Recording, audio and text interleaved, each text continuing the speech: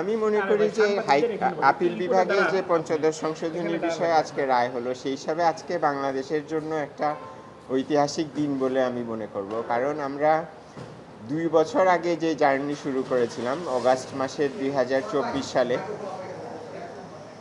সালে আমরা পঞ্চদশ সংশোধনীর বৈধতা চ্যালেঞ্জ করে হাইকোর্টে রিট দায়ের করেছিলাম, এবং এই রিট পিটিশন দায়ের করেছিলেন 5 জন নাগরিক, ডক্টর বজিউল আলম মজুমদার সহ আরও 4 জন, এবং আরও 4 জন। এর মধ্যে আমরা এই দীর্ঘ যাত্রায় আমরা 2জনকে হারিয়েছি, একজন হচ্ছেন তুফাইল আহমেদ আর একজন হচ্ছেন হাফিজউদ্দিন খান। তো আমি আজকে শ্রদ্ধাভরে ওনাদের 2জনকেও স্মরণ করছি।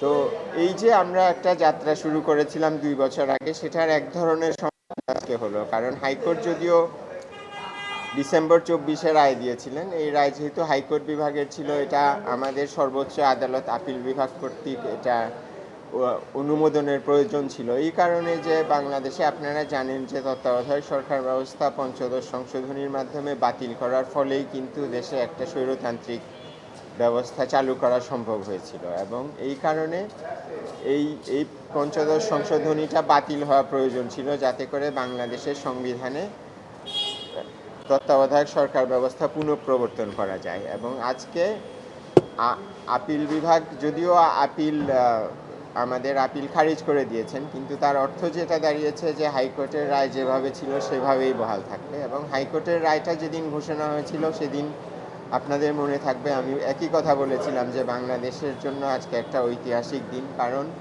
হাইকোর্টের রায়ের মাধ্যমে তত্ত্বাবধায়ক সরকার ব্যবস্থা যে বাতিল করা হয়েছিল সেটাকে বাতিল করা হয়।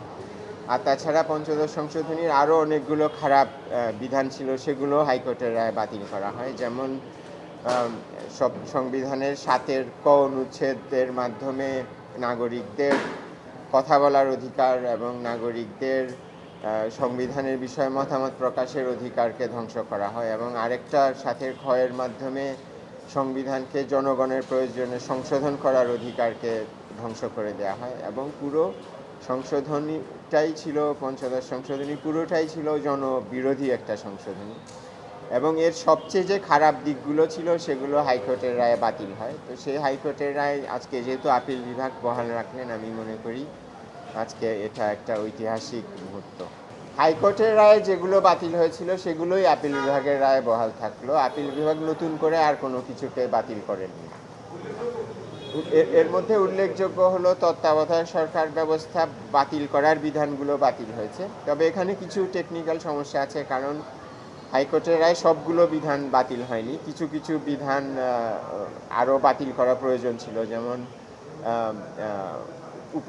প্রধান উপদেষ্টার শপথ নেওয়া সংক্রান্ত বিধান সংবিধানে ফিরে আসেনি। বিচারপতিরা যে উপদেষ্টা বা প্রধান উপদেষ্টার দায়িত্ব নিতে পারবেন সেই বিষয়ে একটা বিধান ছিল, সেটা ফিরে আসেনি। এবং আরও কিছু টেকনিক্যাল বিষয় ছিল তত্ত্বাবধায়ক সরকার সংক্রান্ত, যেমন নির্বাচনের সময়, যেহেতু তত্ত্বাবধায়ক সরকার গঠিত হওয়ার পরে নির্বাচন হবে, কাজেই বিধান ছিল যে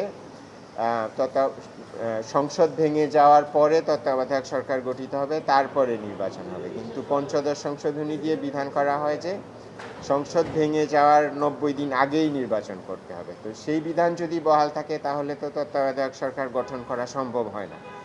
যেহেতু সংসদ ভেঙে দেওয়ার আগেই আপনাকে নির্বাচন করতে হচ্ছে, আপনি তো তত্ত্বাবধায়ক সরকার যেটা সংসদের মেয়াদ শেষে গঠিত হওয়ার কথা সেটা গঠন করতে পারছেন না। কাজে এখানে একটা বড় কন্ট্রাডিকশন বা স্ববিরোধিতা আছে।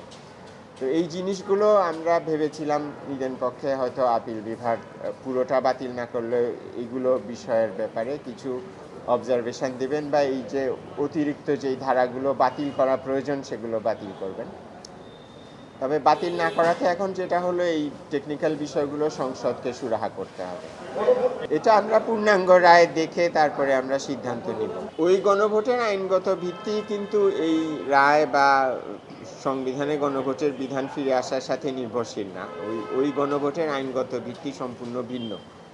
ওই গণভোটের আইনগত ভিত্তি হচ্ছে যেই ভিত্তিতে আমরা 2024-এ একটা অন্তর্বর্তীকালীন সরকার গঠন করেছিলাম, সেটাই 2025-এর গণভোটের আইনগত ভিত্তি।